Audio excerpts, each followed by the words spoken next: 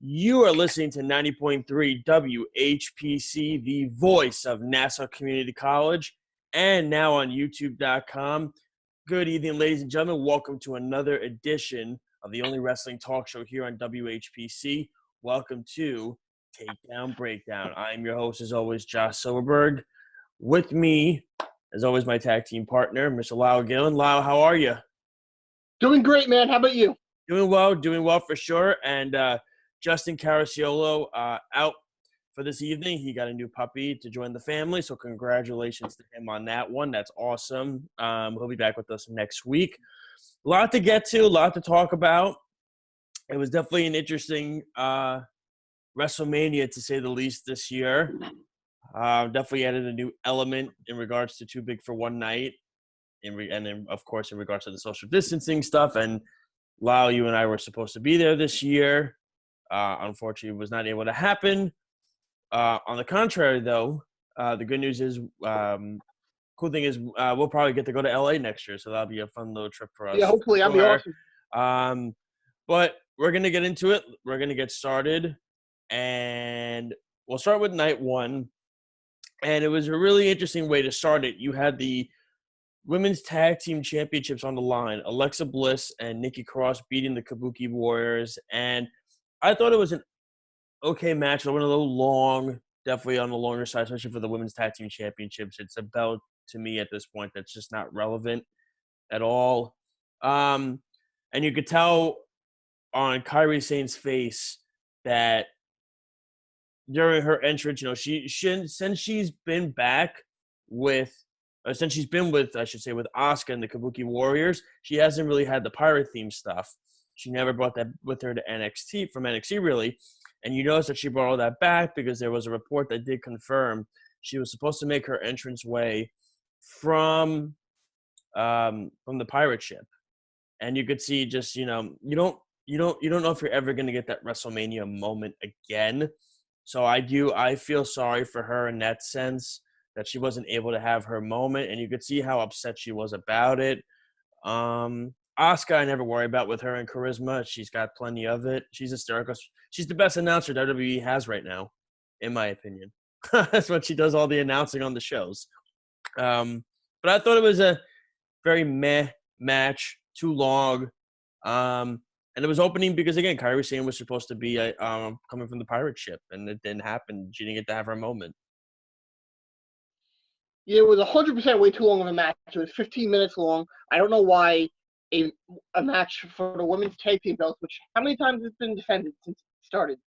Yeah, a couple. I know when we went, the Iconics won it. I think they're only the fourth or fifth team, I think, to win the belts. I think this is their second time, I think, winning it. Like Nikki it's Cross defended all the time, though.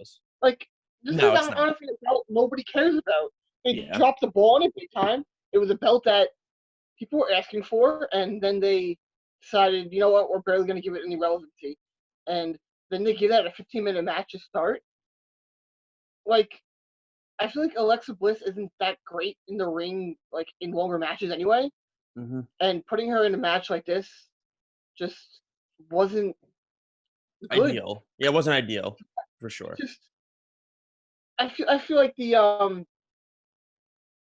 it's a match that you could have left on the quote-unquote kickoff show. There kind of really wasn't one.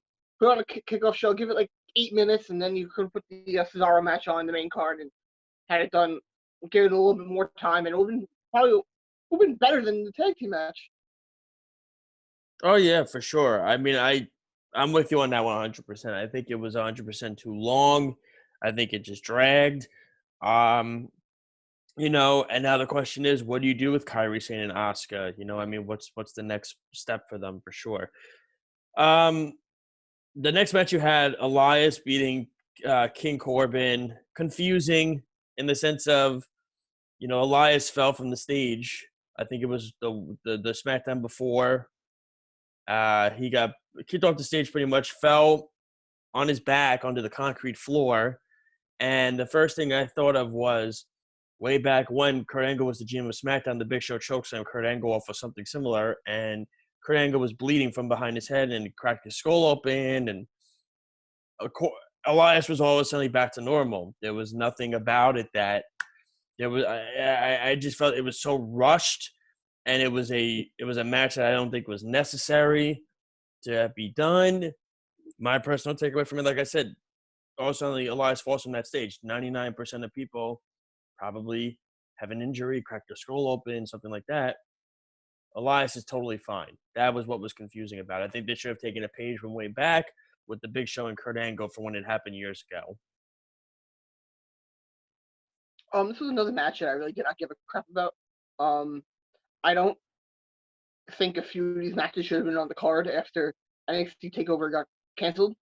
They should have took the matches that were better from that card and put them on this card, and I think that would have been a much better WrestleMania. It's a match I really no one really cares about either of these two anymore. Especially since after they turned Elias face, he hasn't been that great. Yeah. King Corbin is very monotone, very stale. He's not someone that really engages you. And he doesn't get the heat where you like to hate him. He gets the heat where no, we don't want to see you. You're boring. Personally, You liked him better as Constable Corbin. In the first place. You liked him better as Constable Corbin. I know you were telling me. Constable Corbin, I think he was much better. When this match came out, I thought that they would have someone surprised to come out to face King Corbin, maybe somebody from NXT.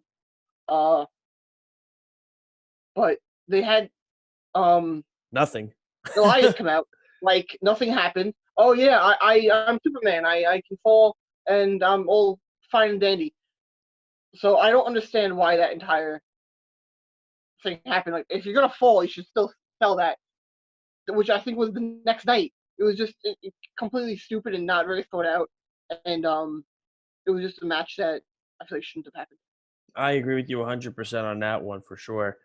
The next match we had, and I thought it was a good match. It was a terrible finish. It was Becky Lynch beating Shayna Baszler. I don't know where Shayna goes from here. I'm not sure. The match that I think about was at NXT TakeOver New York last year when Matt Riddle and Velveteen Dream fought. Matt Riddle looked like this big wrestler who nobody could, touch in the ring pretty much because of his MMA background. You couldn't beat him at all. He was too good in the ring, and you made him look like $1 million.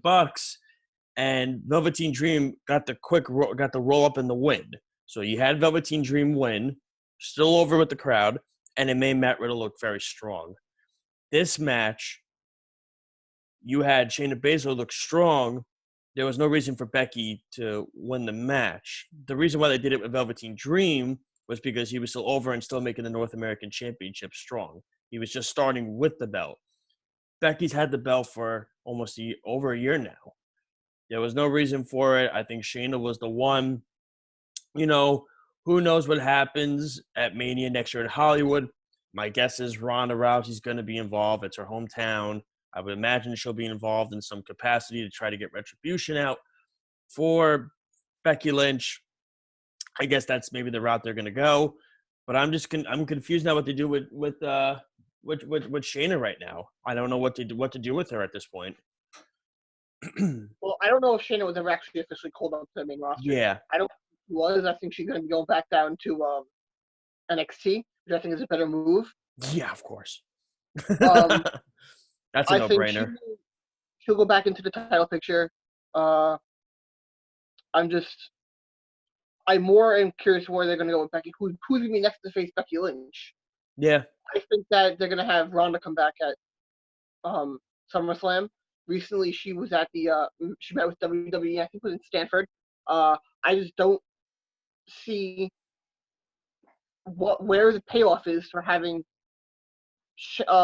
Becky win, and they very much, again, for the second year in a row, showed how Becky won with a person who she beats shoulders not all the way on the mat. Second time in a row they've done that. Yeah. Well, I don't understand what the payoff is to have Becky win controversially. I'm with you on that one for sure. I feel like that's where they're going to be going with it. Um, that's the only thing that makes sense to me, to have her win like that and to have her win at all.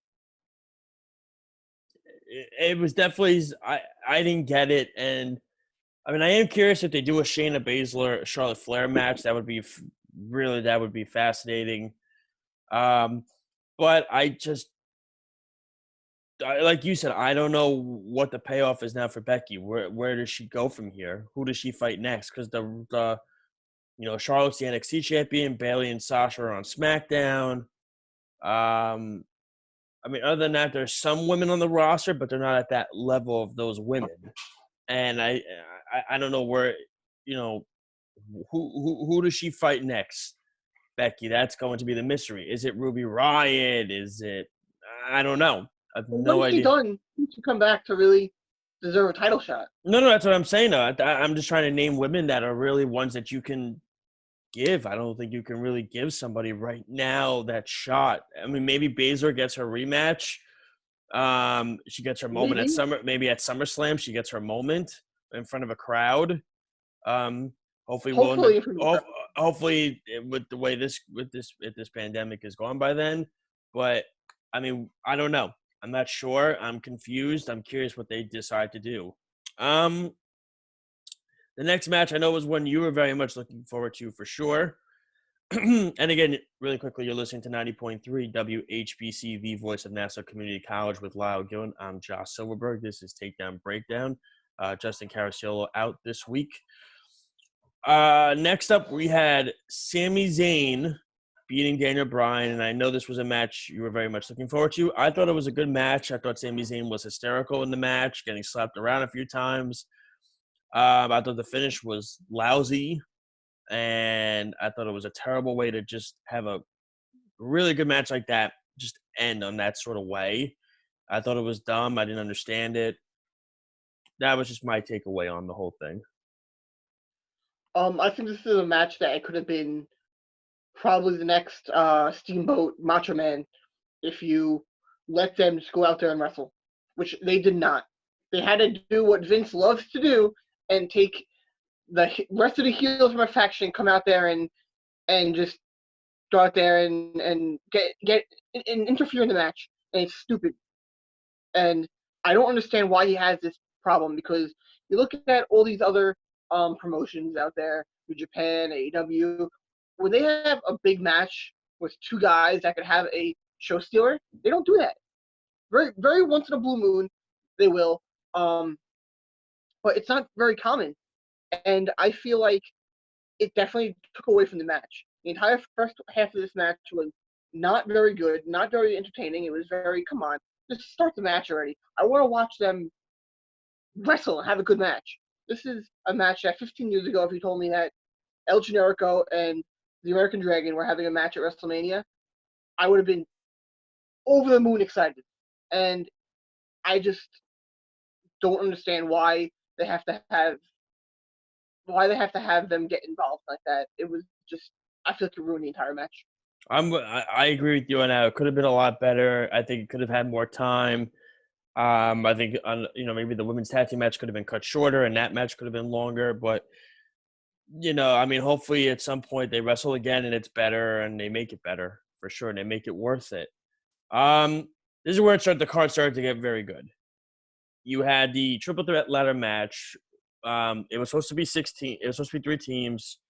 The Miz was, I believe, he was sick, and they were taking precaution that, because he was sick, they didn't want to do the match like that. So they had John Morrison against Jimmy Uso and Kofi Kingston, and I thought it was one of the best matches of the night. I thought it was one of the best matches of the weekend. John Morrison hasn't lost a step.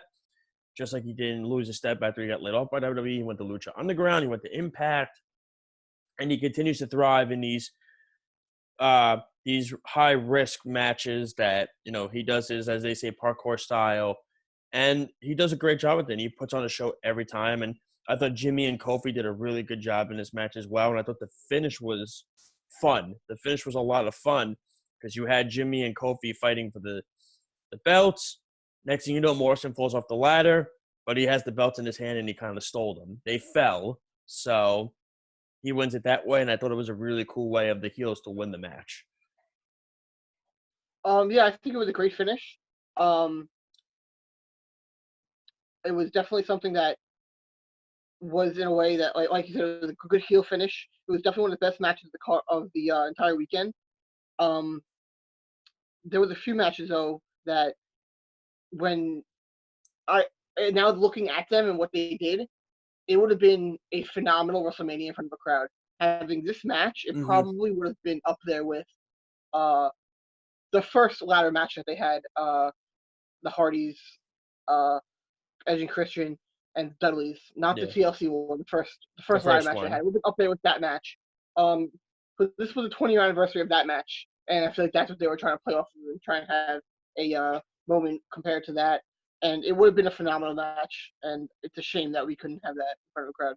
Sure, absolutely. But the good thing is, I think you see it is the fact that John Morrison still, like I said, he continues to thrive in these fun matches.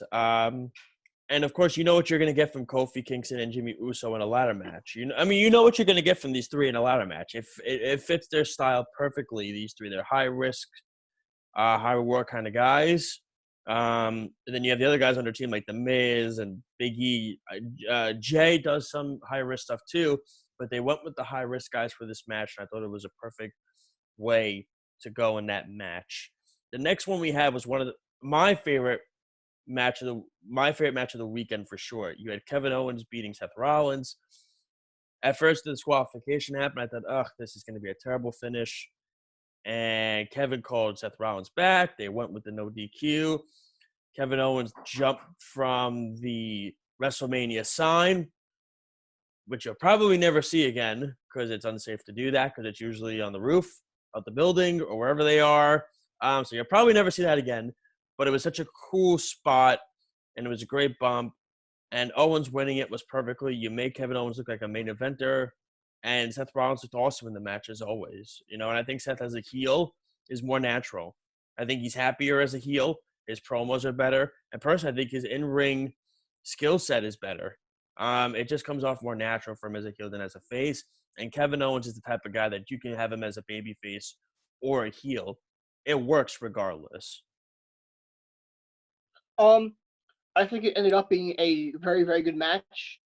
They originally had it end in disqualification, and I actually thought they were gonna keep it that way. I thought they were gonna have it go the same way of the Sami Zayn Bryan match, which was a crappy finish. The way of the Shayna Baszler match, which was another crappy finish. I thought it was gonna be something like that, and then they restarted it, and that's when the match started getting better and getting good. And the like you said, the bump at the end, it was great. It was a great moment, a very good match, and it was very entertaining. For sure. All right, so we got a few more minutes before we go to break here. So we got two more matches to go, and I guess we'll probably take the same amount of time as this match did to talk about it because there really wasn't much to talk about. And that was Braun Strowman beating Goldberg. Um, just as I expected, spear. No way Goldberg's going to be able to lift Strowman for a jackhammer because he barely could lift up Bray Wyatt for a jackhammer at Super Showdown, whatever that show is called now. And Strowman comes out, does the power slams, boom, boom, boom. And, that was the finish. It was quick. Match lasted a little over 2 minutes, just as we expected it to. This whole thing was set up for Roman Reigns to succeed, unfortunately, and rightfully so. Roman Reigns had every right not to perform at the show due to his immune system and, being a survivor of leukemia. He did not want to leave his house. He didn't want to go, especially after he found out The Miz showed up to the Performance Center not feeling well. He was even more livid about it because he felt that they weren't taking the right precautions to make the wrestler safe. And Roman Reigns had every right to not show up to this WrestleMania. I don't blame him one bit. Braun came in. Braun is going to probably be a transitional champion. And, this whole thing was set up for Roman to look great. Roman wasn't even involved. Wyatt lost the championship for no reason to Goldberg. And the whole thing is just a mess at this point. Yeah, it definitely did not go the way it's planned, but originally the plan was to have the Fiend beat Goldberg, and Goldberg didn't want to. He thought it would ruin his character if he lost to the Fiend, so he made them change that, and he won. And and then at WrestleMania it was supposed to be Goldberg beating Braun. But Goldberg didn't want to add any more matches onto his contract. So that is why they ended up having Braun win. It was a last-minute decision, but it was a giant mess. It was a terrible match. The whole situation is a mess with the Universal Yeah, and Championship right now. I'm very glad that Goldberg did not attempt the jackhammer because that Yeah. has not looked very well the last few times. Yeah, he almost killed the Undertaker, and he couldn't even lift up Bray Wyatt. So take that for what it's worth. Definitely was a match that we're gonna try to forget. Wasn't Goldberg's best moment, and there was no storyline to building it as the replacement for Roman Reigns was Braun. They just added Braun to the match, and that was that. And of course, the last match is, I think, the match everybody's going to look back on, and this will be the match I think people will remember WrestleMania 36 with and they'll associate it with. The Undertaker beating AJ Styles in the Boneyard match. It was confirmed that Jeremy Borash, who helped with the Ultimate deletion matches in Impact with Matt Hardy, had a big role in doing the Boneyard match, and it made complete sense. You could clearly see that it was that. A lot of NXT guys were involved in helping with this match. I thought it was so much fun. I'm a Roadhouse movie fan. This looked like a scene out of Roadhouse. The Undertaker's coming in on his motorcycle with the Metallica music. AJ Styles put on a great performance, as did the Undertaker. I thought it was a fun match to watch. I enjoyed it very much, and it's a match that I'll remember this WrestleMania with. And who knows if they ever do it again? But I thought it was so much fun, and the production of it was great. I thought it was alright. I don't think it will be remembered for this WrestleMania. I think the match itself will be remembered, but I don't think people will remember that it happened at this WrestleMania. I don't think this WrestleMania will be remembered at all. I think people will think back about the match and be like, "Oh wait, that's right, it did happen at WrestleMania," and I think most people won't remember it being at 36 and it being at all of this happening. I think this will be a forgotten WrestleMania. Because it didn't really have any gigantic moments. It didn't really have anything huge in it. It wasn't anything truly memorable because there's no crowd. And like I said, I think the match was okay. The Undertaker, I feel like he kind of damaged anything that he really can do in the future. He's wheezing. He's acting like he's dead after the match. And so next time he has a match and has to come out and act like a big threat, and I feel like it tainted that. I feel like he's not going to be able to pull off the same character for a while anymore. I liked having the somewhat American Badass back. I just don't see that.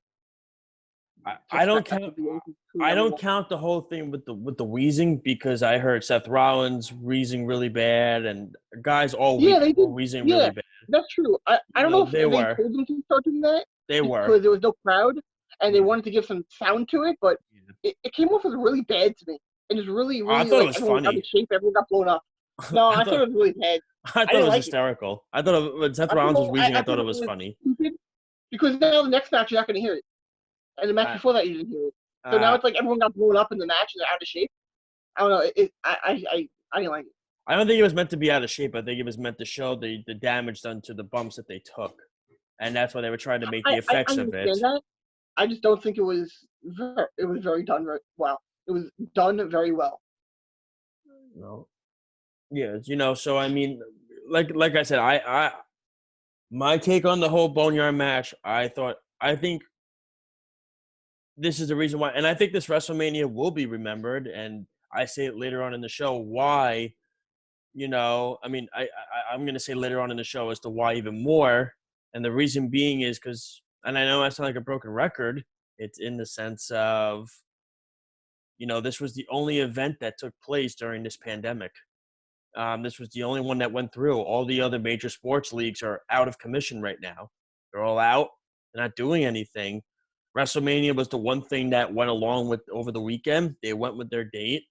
And that will be written in the history books as the one sporting event that did happen during this global pandemic, which was WrestleMania 36. WWE was the one company that went along with this. And of course, when you see something like this happen with the COVID-19 and all the deaths that are happening, and again, we send out our deepest sympathies to family and friends, everything like that, and listeners who are affected by this. When you look on it, with baseball being out and everything done, this was the one thing that has happened. This is the one thing that has continued to progress, and that's WWE. Is it a great product? No. By any means, it's not a great product. Are they trying to be entertaining and trying to keep people distracted by these tough times? Sure. And I give them credit and I applaud them for trying to do it. Is it a safe time and an environment to do it? No, it's absolutely not. I think it's reckless, kind of, in the sense of people could get really sick from it. But I mean, they are still trying, and it night one definitely gave me, and even night two did too, gave me a couple hours to, take it in and say, good, I don't have to watch about the news. I don't have to hear about people dying at this point. I don't have to hear any sadness. I can be distracted for a couple hours and take it in and try to enjoy it. And I enjoyed WrestleMania ending at 10:15 actually, and not at 12:30 in the morning for a change. That was nice. I was able to take that in for sure. And I thought night one was good. And we'll go into detail later in the show about night two, but I thought night one did an okay job of kicking the show off. I think the Boneyard match was a tough follow for night two, but I think, and like I said, we'll get into it. There were some matches that were able to follow up on it, and I thought, I thought night one did a pretty good job, especially at the end of the show with those three matches: the ladder match, the Owens Rollins match, and the Boneyard match. I thought definitely left its mark. Anything left to say, Lyle, before we go to break? I think that the best match of the night was definitely the John Morrison, Jimmy Uso, and Kofi Kingston match. Like I said before, I wasn't really big on the Boneyard match. It just didn't do much for me. It was entertaining, but it was, It wasn't crazy. Oh my god, that was amazing. Didn't really do much for me, but like I said, I don't think it's gonna be the biggest. I don't think it's gonna be a very much remembered event. Also, highest viewership in the history of WrestleMania. Yeah, but where were those people coming? Well, that was an extra 100,000 people that weren't able to watch. No, of course, but you take the show. You take those numbers and you take them into account, and it was the highest viewership in WrestleMania history, and I think that speaks volumes. Like people were still, people wanted to watch it. There were probably a lot of people who didn't know that. So now that they were advertising on ESPN, and then you definitely were telling, hey, it's free on the network for WrestleMania. Everyone watch it for free. But how many people actually watch the entire show? That we don't know. People could have got the network, tuned in, started watching, wow, this is really bad, and then changed it to something else, which is very likely. It could happen to any show. It doesn't just say how many people tune in and how many people interacted on social media. It just wasn't. I don't know. I don't think it was as good as those numbers talk. I think this was definitely somewhere around WrestleMania 11 for one of the worst WrestleManias. I don't know about that. That's a tough one to say. All right, we'll be right back after this. And when we come back, we're going to preview the second half of WrestleMania, listening to 90.3 WHBC, the voice of Nassau Community College. We'll be right back.